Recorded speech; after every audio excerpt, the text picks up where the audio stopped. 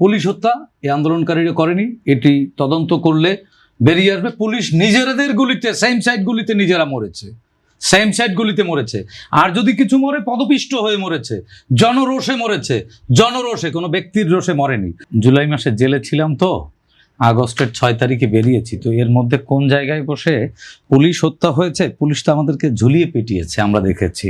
পুলিশকে তো আন্দোলনকারীরা মারেনি কোথাও, আন্দোলনকারীরা তো পুলিশকে উদ্দেশ্য করে কোথাও মারেনি। আর আন্দোলনকারীদের হাতে তো পিস্তল, বন্দুক এগুলো ছিল না, হ্যাঁ ছিল না। যেমন এখন বলা হচ্ছে যে পুলিশকে হত্যা করেছে। কে করেছে?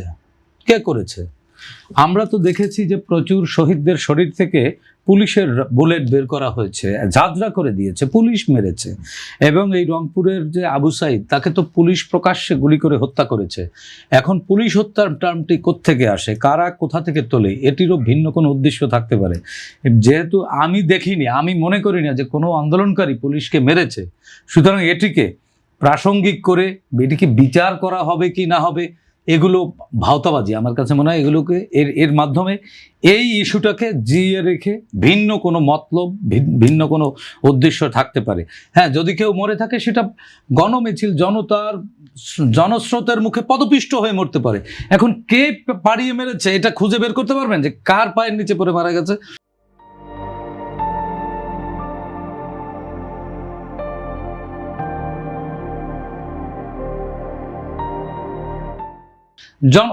জনগণ মিছিল করে গেছে, পায়ে পদপিষ্ট হয়ে মারা গেছে। এখন কার পায়ের ফাঁসি দিবেন আপনি? কে মেরেছে? কোনো পুলিশকে কোনো আন্দোলনকারী মেরেছে বলে আমার জানা নাই, আমি দেখিনি। এবং এখন তো এই 24-এর আন্দোলনকে নানানজন নানান রং রূপ দিচ্ছে। 24 কিন্তু আমাদের চোখের সামনে। 24 মানে কে কোথায় কি নেতৃত্ব দিয়েছে, এখন অনেকে লম্বা লম্বা কথাবার্তা বলে না, অনেকে লম্বা লম্বা ফিরিস্তি দেয়, এটা করেছে, ও ওটা করেছে। 24-এর 21 তারিখ পর্যন্ত, তো 21 জুলাই পর্যন্ত কেউ মুখ খোলেনি।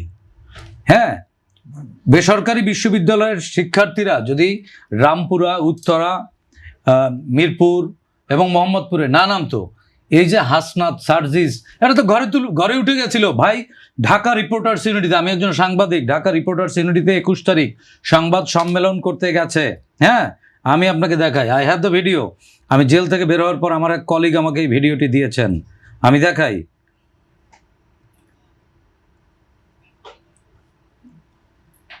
এখন অনেকে অনেক কথা বলে না,